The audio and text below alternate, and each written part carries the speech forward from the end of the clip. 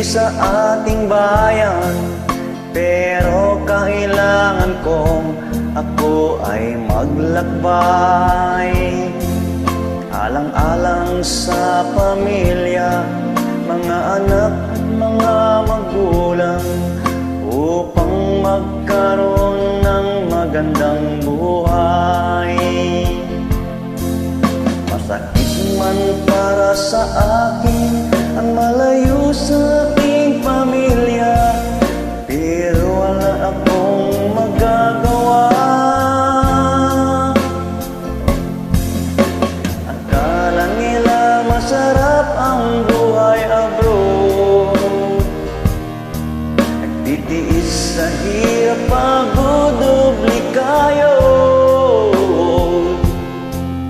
Sabayan pa ng pangungulila sa naiwan mong pamilya.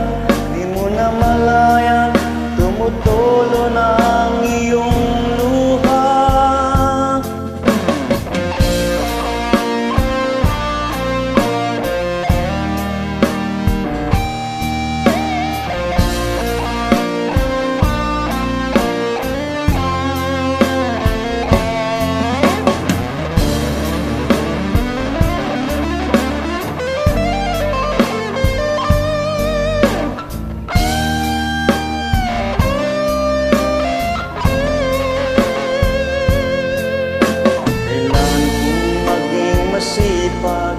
Sa aking pinapasukan, dahil takot akong mapagalitan.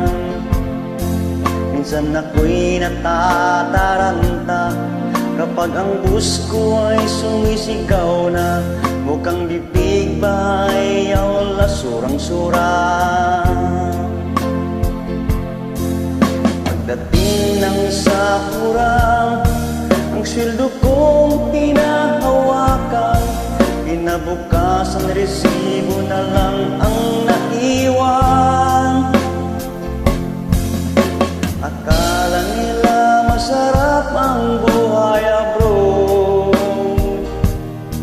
nagtitiis sa hirap, pagod, obligado. Sabayan pa ng pangungulila sa naiwan mong pamilya. Di mo na malayan, tumutulo na ang iyong luha. Kapag mayroon akong karamdaman, halos wala akong malapitan. Kapag may problema, wala man lang mapagsabihan. Pero kailangan kong lumaban para sa aming kinabukasan. Ano mang hirap dapat aking malampasan. Pagkatapos ng aking kontrata, ako'y sabik na magka-uwi na. Makakapiling ko na ulit ang aking pamilya. Akala nila masarap ang buhay abroad, nagtitiis sa hirap, pagod, obligado. Sabayan pa ng pangungulila sa naiwan mong pamilya. Di mo na malayan, tumutulan ang iyong luha. Masarap ang buhay abroad, nagtitiis sa hirap, pagod, obligado.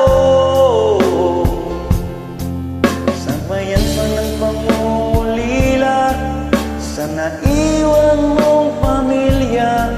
Di mo na malayan, tumutulo na ang iyong luha. Hindi po biro ang pag-abroad. Hindi po lahat na nag-abroad ay siniswerte. Mayroon din pong minamalas. Mga kabayan pong buhay OFW dyan, huwag po kayong kaligayahan dyan mga lods, mga idol. Ginagawa niyo po yung lahat para sa inyong mga pamilya. Thank you. God bless everyone.